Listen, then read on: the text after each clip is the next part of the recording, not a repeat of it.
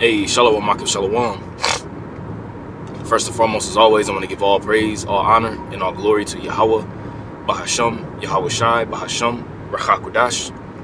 Double honors to the apostles, the bishops, and the elders of Great Millstone that taught us his truth and that's what teaching his truth. And as always, I want to give much peace, love, and salutation to the elect, beginning with the 144,000, all the way down to the large multitude that believes in who the Lord will deliver in these last days. To you all I say Shalom. I'm the brother Tazamah from the Great Millstone Dallas camp, coming back today with another lesson. And Lord willing, this lesson today will be edifying. Today's lesson is going to be entitled, Someone Has to Make Up the Hedges and Fill the Gaps. All right, someone has to make up the hedges and fill the gap. All right, and really inspiration just comes by way of some reading I was doing. I was reading a little bit of Exodus, the 32nd chapter today.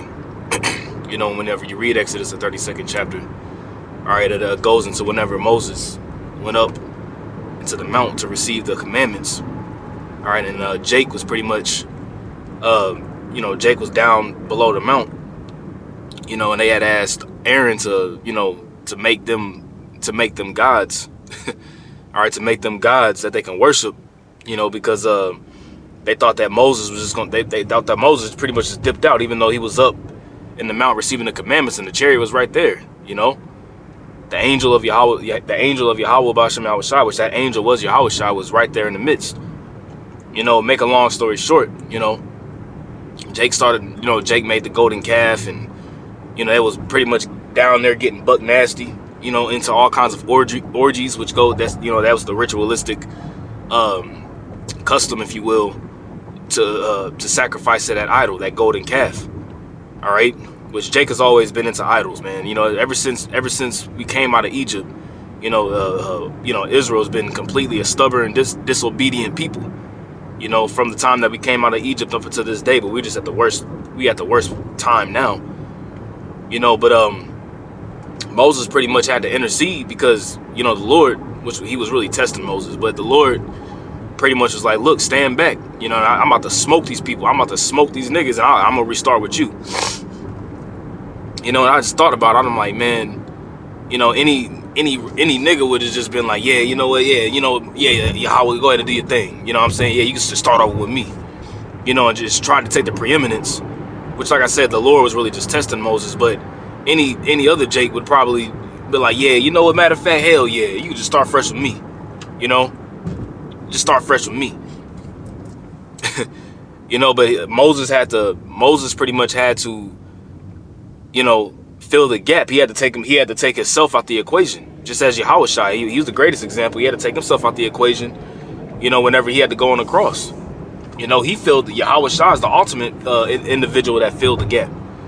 Now, I have the definition of fill the gap here, all right? And I, just something I just want to just Google and Salakia from our reign here in the beginning.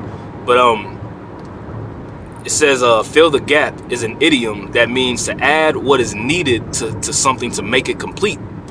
Okay, let's read that again. Fill the gap is an idiom that means to add what is needed to something to make it complete. You see? So it's like you got a gap in a wall, or you got a gap in a fence. What are you gonna do? You're gonna add a couple planks to that fence so that the fence can look complete.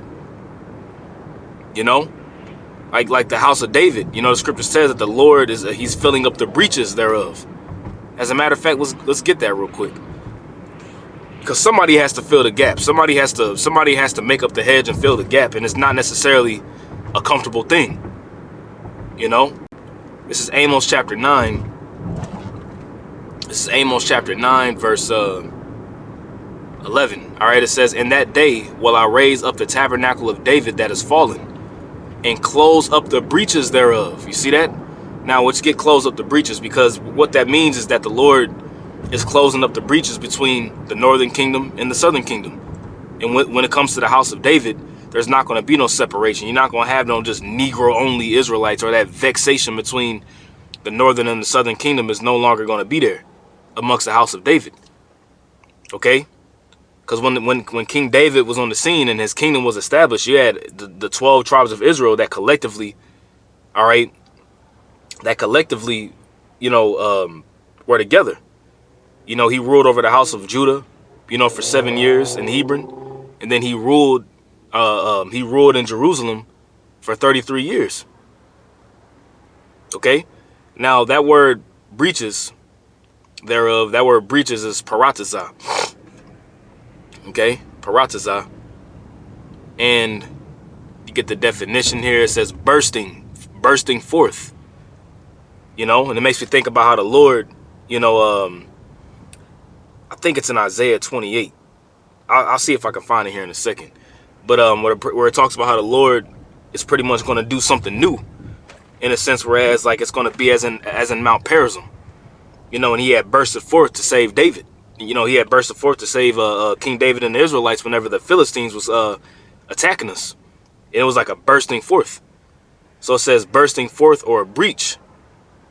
You know, like you have a breach in the wall or a breach in the dam, and that eventually that breach can cause, you know, greater damage. You know, it says breach. You see that right there, breach in the wall. But the Lord is repairing the breaches in the wall. He's repairing the breach. Okay, so it says, in that day will I raise up the tabernacle of David that is fallen, and close up the breaches thereof, and will raise up his ruins, and will build it as in the days of old. All right, the house of David, all right, the tabernacle of David being established on the planet Earth. And who's going to be at the head of that tabernacle of David? All right, you're going to have Yahweh Shai that's going to sit upon the throne of David, and King David himself, all right, to sit upon the throne underneath Yahweh Shai. Okay? But the house of David is being established as in the days of old, as the prophecy says. It also makes me think about, you know, filling the gap. Like if you play football, you know, if you play football, you have like a fullback, or, you know, you have a fullback or like a linebacker. You know, a fullback, you know, typically is used to block for the running back. You know, if you like it, for example, if you're in the I formation, you know, or whatever, single, you know, you know, you got the I formation and the fullback lines up underneath the quarterback, and then you have the running back that lines up behind the fullback, and the fullback's job is to run and fill the gap, all right, or to go into the gap to block the linebacker, you know, to fill that void. You know, you got a linebacker that actually comes down. If you play defense, I didn't play linebacker, but you know, you play defense as a linebacker, and what you do typically, if you have something called gap assignments. You know, linemen have gap assignments, linebackers have gap assignments, offensive linemen have gap assignments to what? To ultimately complete a play. You see, and a linebacker may have a gap assignment, whereas his whole job is to fill the gap, to cause the running back to maneuver out from that gap. Okay, whereas you can cause a stop, but it makes the play complete. You may not necessarily have to run, and you know, your job may not necessarily be to run and get the running back, whatever. Your job may just be to fill that particular gap, to cause disruption on the defensive side and on the offensive side. You see? So it says fill in the gaps is a more widely accepted phrase than fill up the gaps. For example, okay, just give me an example. Let's see. It says in law, gap filling is the process of inferring and inserting contractual terms into a contract when the contract fails to specify all necessary terms for a contract to be performed. And like I say, Yahweh Shai ultimately, you know, is the ultimate gap filler. You know? And Salakia, from my rant, man, I'm just like, as I was reading this and as I was thinking of, you know, ideas are coming to my mind right now as I'm speaking. But like, for example, like with car insurance, you know, you have something called gap insurance. So you get into a car accident, let's say you got a $20,000 car or whatever. You got a $25,000, $30,000 car, whatever. You know, you get into a car and you got a $25,000 car. All right. And, you know, you made payments on it, whereas you got 20,000 left. You get into a car accident and your insurance covers 15,000, but your gap insurance will cover that additional 5,000 so that you don't got to come out of pocket. You see, so it pretty much fills in the void. You know, and it can fill in the void for any kind of judgment. To add what is needed, to add what is needed to something to make it complete. So that's what filling the gap means. And like I said, you know, I have some precepts lined up. Let me actually get that one I mentioned in Mount Perazim. I think it's in Isaiah 28, like Isaiah 28, and I think it is.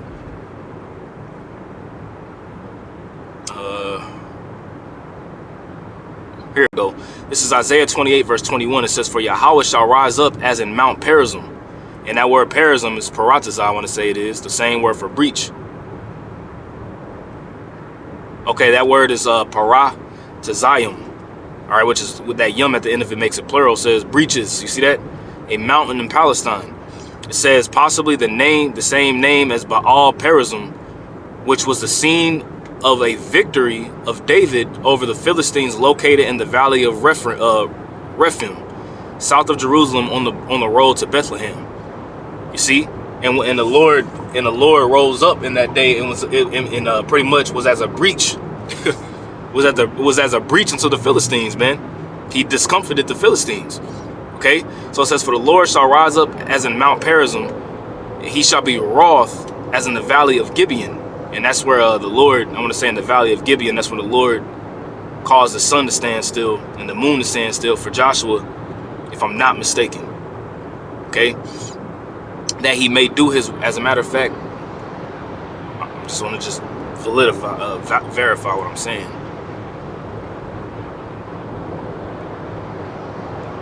That this actually might be where he actually caused, no, yeah, there we go. You can read Joshua 10 and 12 in your own time for the precept, you know, for that. Just read the whole 10th chapter for that. That was the Lord did a new thing in the earth at that time.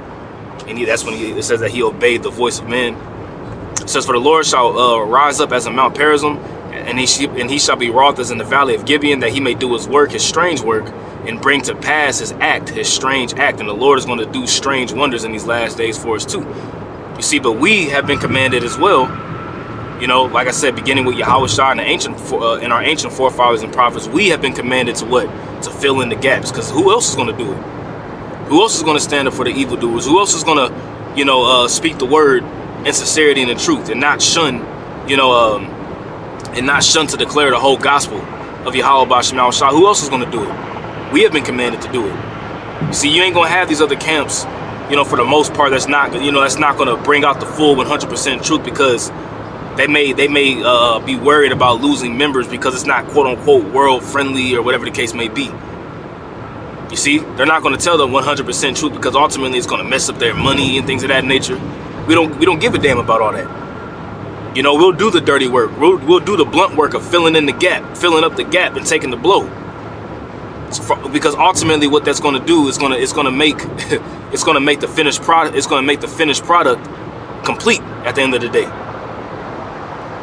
Okay, this is Ezekiel 22. I'm gonna start up a little bit on this precept.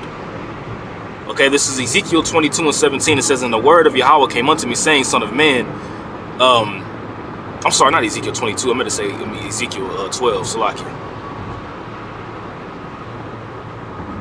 Salakia for that. Ezekiel 12 and 17. It says, moreover, the word of Yahweh came to me, saying, son of man. Is it Ezekiel 12? You know what? It might be Ezekiel 22.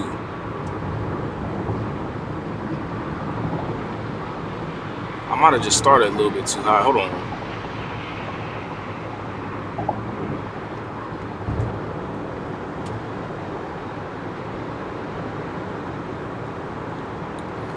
Let's see.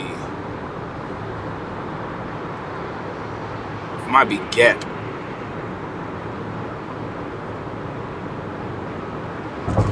Okay, so no, it is Ezekiel 22. That's what it is. All right, I just wanted to make sure. It's Ezekiel 22, and all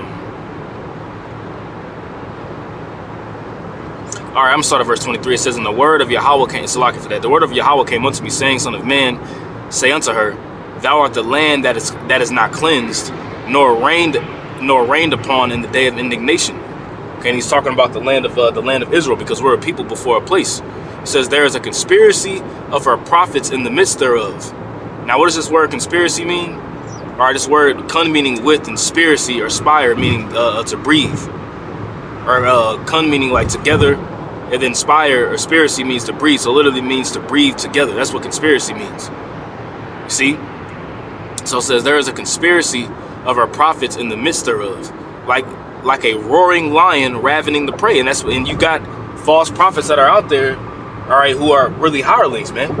who truly don't care about the flock, who really just truly care about themselves, who care about their pockets, you know, and really just doing this for to fill their own belly, man. You see, and to be, it says like a roaring lion ravening the prey, man. You pretty much using the sheep of Yahweh B'Shem Yahushua, taking the sheep for granted, and then not taking, well, yeah, taking the sheep for granted, but also taking advantage of the sheep. But you're gonna have a lot of jakes that are gonna pay for that, man. You know, feigning themselves to be the men of the Lord when they not. Okay, they have devoured souls. You see that? They have taken the treasure. They have taken the treasure and precious things. They have made many widows in the midst thereof. Okay, it says, verse 26. It says, her priests have violated my law and have profaned my holy things. You see, saying that you can have sex on the Sabbath is one thing, you know, and many more other things, man. You know, you got Israelites out there that are eating unclean foods, you know, and putting it on camera. You know, it says her priests have violated my law and have profaned. That word profane means outside the temple, you know, to make something common in a sense, and have profaned my holy things. They have put no difference between the holy and profane. You see, and that's what that's a priest's true job. The priest's job, as it says in the book of Malachi, it says what, that the priest's lips should keep knowledge. You see, the knowledge of what? The knowledge of Yahweh B'Shem Yahushai. All right, distinguishing the things that are pleasing to the Lord and the things that are not pleasing unto him. That's a priest's job. Okay? That's why it says, and have not put no difference between the holy and profane, neither have they showed difference between the clean and the unclean, or the unclean and the clean, and have hid their eyes from my Sabbaths. Man, you know, you got jakes that boast in the law, but when it comes to the Sabbath, it's pretty much a free-for-all, man. You know, and I am profaned among them. Her princes in the midst thereof are like wolves ravening the prey, to shed blood and to destroy souls, to get dishonest gain, being grifters. You know, now you got, you know, it had a whole issue where, you know, the Sakari, which I think they took the website down, but they, you know, paying for prayers, praying for Hebrew names for their children. You know, it says $25 per name and this, that, and the third, $20 per prayer. You want us to pray for you, just you know, send us $25, we'll pray for you. You know, using pretty much this truth as a means of merchandise, man. And her prophets have dabbed them with untempered mortar, seeing vanity and divining lies unto them. See, the MOTB is not the mark of the beast. Or the MOTB is not the C-hip, is what I meant to say. You know, there's a hell. You know, the new flavor of the week right now is the IUIC saying that all the nations are going to be destroyed, you know, after 1,000 years. You know, here it is, and now all the nations are going to be destroyed after 1,000 years, but Gog and Magog are going to try to fight against us. How is that, you know, all these different things, you know, the New Testament or the Apostle Paul's writings aren't the word of the Most High, so we don't got to take it seriously or take it as authority. You know, John the Baptist fell out the truth. You know, you could do it in the butt. Like I said, you can have sex on the, all these different things, man. Divining lies, saying unto them, thus saith the Lord Yahweh, when Yahweh had not spoken. You see it, because the Lord is only dealing with the prophets, man. But you got false prophets set up, and they're saying like, you know, this is what the Lord is saying, when truly Yahweh B'Shem Yahushua he ain't even dealing with them. You know, it says the people of the land have used oppression and exercised robbery, and have vexed the poor and needy. Yea, they have oppressed the stranger wrongfully. And I sought for a man among them that should make up the hedge. You see, that to make up the hedge, pretty much to fill the gap. Because that's our job. You see, because, hey, man, without Yahweh's sacrifice, man, we would have no chance to get back into good graces with our Heavenly Father, Yahweh. That's why we give all praises to Yahweh B'Shem Yahushai, because, man, hey, Yahweh is the ultimate bridge gapper, you know, or did I say that backwards? Yeah, bridge gapper. You know, he is the Ark of the Covenant. He's the one that bridged the gap between the nation of Israel and Yahweh. He's the Ark. He's the one that broke down that middle wall partition. You see, he's the one that had to fill the void for the whole nation. He's the one that had to take blows and get a crown of thorns put on his head and get pierced on the side and, you know, get beat, get buffeted, all these different things, man. Now, was Yahushua paying for his own sins as well? Yes, he was. The sins that he committed as Adam, you know, and Solomon. So he had to pay for that too. But he did it for the whole nation. Okay? That should make up. I'm gonna get that word make up. That word make up is Gadar. Alright, to wall up. That's actually kind of that's like a dope Hebrew name. Gadar. To wall up. It says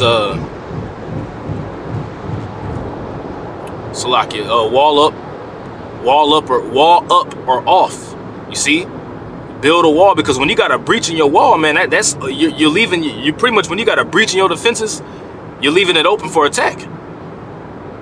So the prophets, you see, are pretty much like a bridge, not a bridge, yeah, bridge, like a bridge gapper in a sense. You see. That's what the prophets is, because through the prophets, you know, beginning with Yahushua, all right, through the prophets, okay, doing this work, what's going to happen is that the elect of the nation of Israel, beginning with the 144,000, are going to be beamed up, okay, and brought back down on the planet Earth to reign, and the rest of the nation is going to come back through this sacrifice, through the gaps being walled up. You see, we're the ones that, you know, beginning with our apostles and elders on down, we're the ones that got to fill in the gaps from all these different holes and you know, all these different holes in these doctrines that are being taught, man. And I'll be like, nah, this is what it is, man. But we're, you know, we got to take the blunt. You know, we got to take the blunt of it. We got to be called the names, and we'll take that. We'll take that. It just comes with the territory. You know? It says of repairing fortunes of Israel, a work neglected by prophets, which those prophets is talking about here are false prophets, and by awe and power. You see? And by awe and power. Both with the accusative of cognitive meaning with verb. Yeah, it says of repairing fortunes of Israel. You see, in the repairing process goes with the preaching of the word, but the preaching of the 100% truth. You see, this is the true building that's being built up. That's why we opened up with Amos chapter 9 and verse 10. It says, "Who shall fill up, or who shall make up the hedge?" And it's the same word, Gadar. Okay.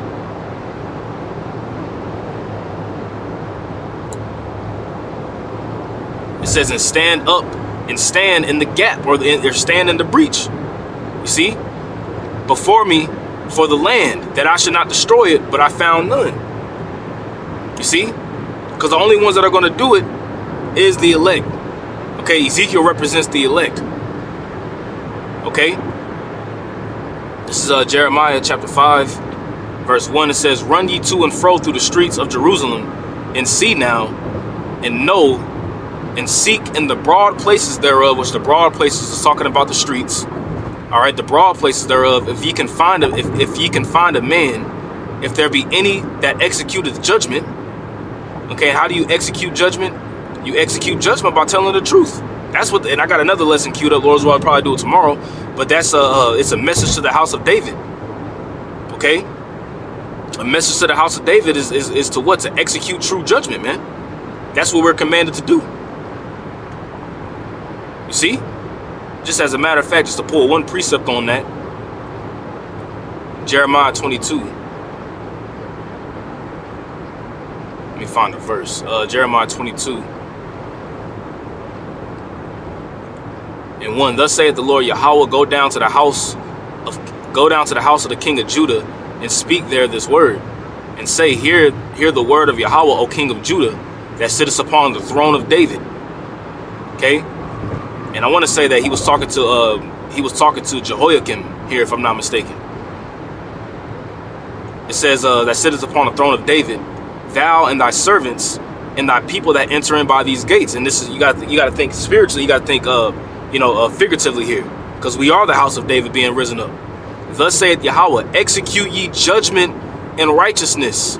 Execute judgment and righteousness, man. And deliver the spoiled out of the hand of the oppressor. And the way that you do that is by what? Broadcasting this word, man, telling the truth. That's how you execute judgment and deliver the spoiled out of the hand of the oppressor, because our people are oppressed. You see, and when you do that, you put a target on your back. You put a target on your back. A target's being put on your back, I'd rather say, carnally, all right, by our enemies.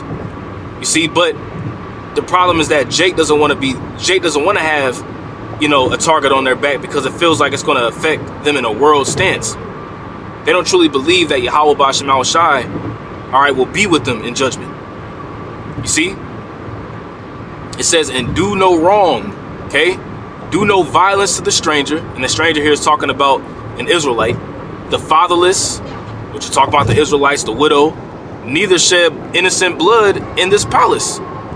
You see, because you can do violence and shed innocent blood figuratively by not telling the truth, grifting the congregation, speaking lies for dishonest gain.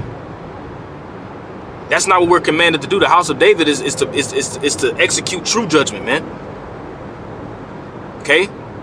So back at Jeremiah 5:1, it says, if you can find a man, if there be any that executed the judgment, that seeketh the truth, and I will pardon it. You see? Now is a whole nation going to be pardoned? Ultimately, at the end of the day, yes, the whole nation is going to be pardoned for their iniquities. Because Yahweh Ba'Shem Al Shai promised unto Abraham, Isaac, and Jacob, you see, that their seed will be as numerous as the stars of heaven and as the sands of the sea, and that we will possess the land of Canaan and possess the gate of our enemies.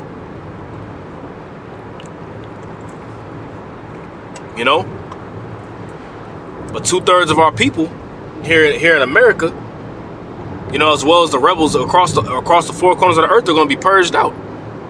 They're not going to get it. They're not going to wake up, and they're going to have to die on this side first. And we're hoping, all right, through the mercies of Yahweh Ba'Shem Al Shai, that the blood of Yahweh Shai is upon us in that day, and that we're not caught up in that judgment, which is why we're doing what we do now, going out to the highways and byways, putting ourselves on the line as a living sacrifice, our bodies on the line as a living sacrifice, like it says in Romans 12. Okay, being hated on by the world, beginning with the world of Israel and the whole world, being looked at as being the offscouring of the people. We'll fill that void. We'll fill that gap. You see? Ezekiel 13 and verse 3, it says, thus saith the Lord Yahweh, woe unto the foolish prophets that follow their own spirit and have seen nothing. You ain't gonna be no Jacob's trouble. That was said by Bishop Nathaniel, the IUIC, at one point. Then he tried to come back and try to save face and said, I never said that, you morons. They follow after their own spirit, man. But they truly haven't seen anything. The Yahweh Ba'Shem Al Shai truly is not dealing with them. It says, oh Israel, thy prophets are like foxes in the desert. And one thing about a fox is a very sly, sneaky animal that'll run up and take something of yours, or run up and try to do something to you without you knowing.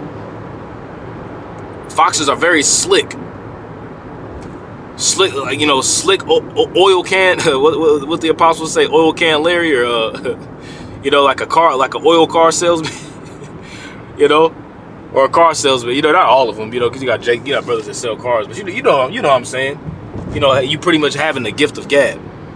You see, it says, ye have not gone into the gaps. There it is right there again. You have not gone into the gaps, neither made up the hedge for the house of Israel to stand in the battle in the day of the Lord. You see, Jake is not, the leaders, the quote unquote leaders, are not preparing their congregation for what's getting ready to come.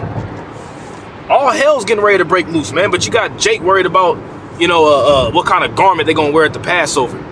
You got Jake worried about, who going to get auctioned off and get married at this Passover. We in the last days of the last days, but now we're trying to quantify and validify what scriptures in the Bible are true and which ones aren't, and which ones ain't true. You know, switching up the doctrine. You know, all these various different things that are happening, but they're not preparing their congregation for the battle. They're not preparing the congregation for what's getting ready to come down the pipe, man. And you know whose blood is going to be on their hands at that time? All right, the congregation's blood is going to be upon the hands of that prophet that didn't tell the truth. That false prophet that didn't tell the truth. You see? That's why it says you have not filled up the gaps. You have not gone into the gaps and filled it up, man. You see?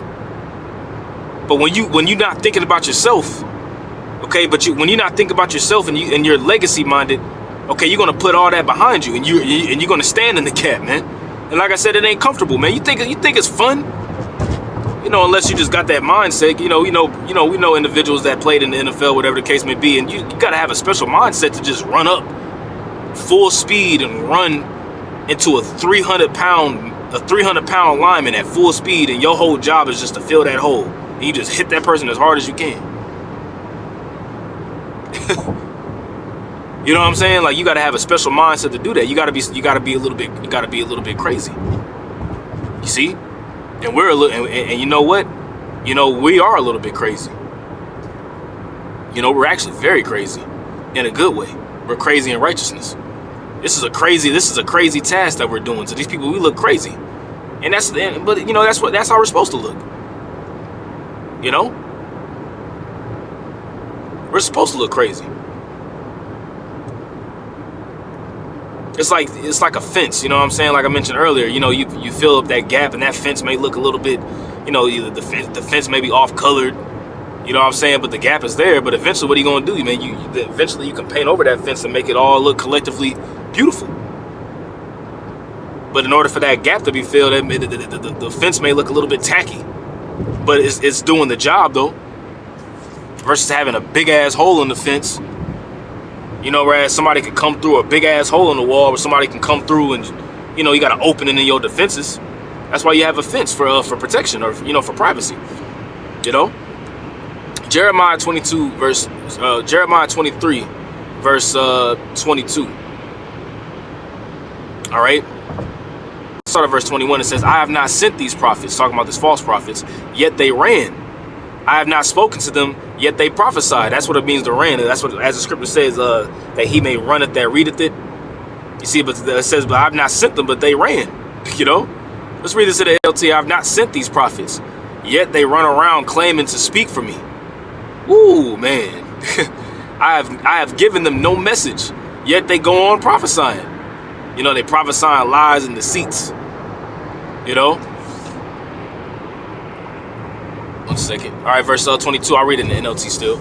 It says, if they had stood before me, and if they have stood before me and listened to me, in the way that you stand before the Lord and listen to the Lord is by hearkening unto his true men. You see, but but Yahweh B'Shem Al-Shai has to put the spirit of discernment upon you to understand and know who's telling the truth and who's telling a lie. Right?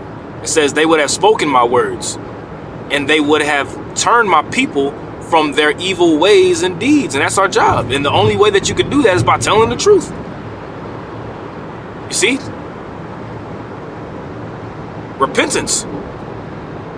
You see, but it has to be the correct message to repent. Yeah, you got Jake out there telling telling people that we're the Israelites and things of that nature. Beautiful. That is beautiful as well. That is beautiful. You know, but 99.9 ain't gonna cut it. The Lord is looking for 100% at the end of the day. Okay? A little leaven leavens the whole lump. You know, Moses had to do it. Like I said, Yahushua first and foremost had to do it because he had, like I said, he got put on the cross. And you know, when he was on the scene 2,000 years ago, he didn't do nothing wrong. But he knew his mission. He knew his job. He knew what he had to do to fill that void. You know? Let's read this and I'll end it off with this one. Just give an example. This is Deuteronomy 9 and 12. It says in Yahweh, let's start at verse we'll start at verse 15. It says, so I turned and came down from the mount and the mount burned with fire, and the 2 tables of the covenant were in my 2 hands. And I looked and beheld, behold, ye had sinned against Yahweh your power, and had made ye a molten calf. Right? He's going back to that account in Exodus 32. Because when you read Deuteronomy, all right, when you read in the book of Deuteronomy, it was a reintroduction of the law to the Israelites that are going to be going to the promised land, because that older generation died off in the wilderness. The Lord killed them. He said, look, man, your carcasses is going to fall in this wilderness. And they didn't make it except for Joshua and Caleb. Okay, and Caleb was an Israelite. He wasn't no damn Edomite, man. For Vocab Malone and all you other guys out there, you know, that want to claim that Caleb was an Edomite and Job was an Edomite. No, they were Israelites.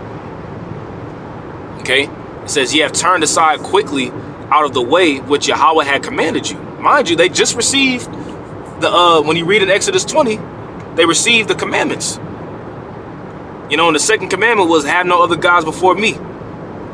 You know, and then here it is, right? Boom. Jake just went off.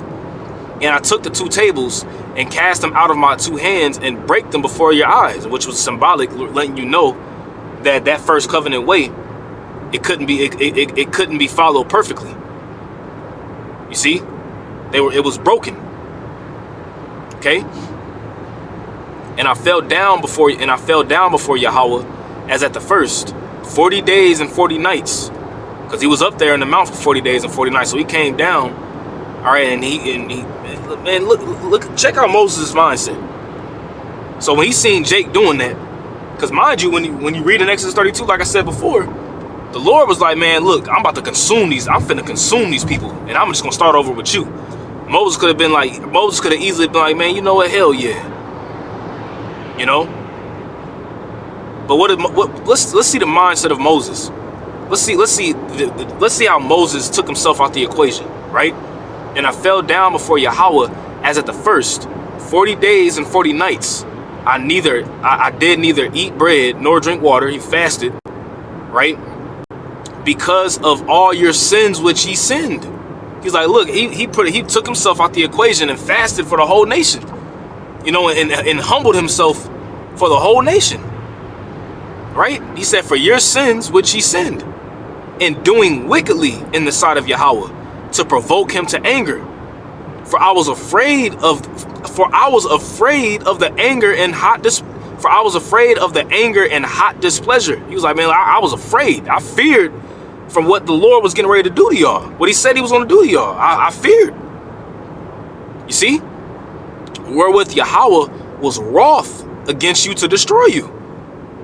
You see? So he's pretty much like, Lord, you know, he had to stand in the way. He had to be a mediator or an intercessor.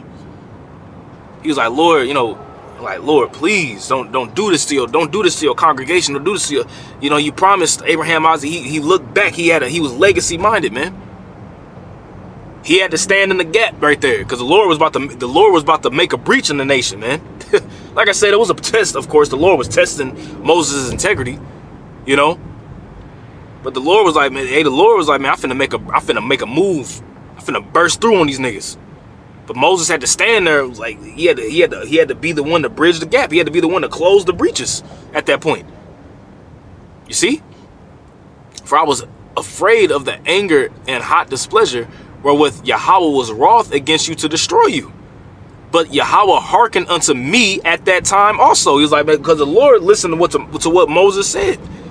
And like I said, when you read Exodus 32, the Lord was pretty much, Moses was pretty much like, Lord, you know, why are you mad at, why are you so wroth with your people like this? The same people that you delivered out of the nation, out of the land of Egypt. He was like, you know, and then the nation's going to be looking, you know, Egypt going to be like, man, see, look, Yahweh took him out there to kill him off in the wilderness. He couldn't deliver them. And he was like, one thing Moses was like, man, look, Lord, remember your covenant that you made with Abraham, Isaac, and Jacob. Remember the promise that you made, man. You know, remember how you swore in your name that we would inherit that land. Remember the covenant.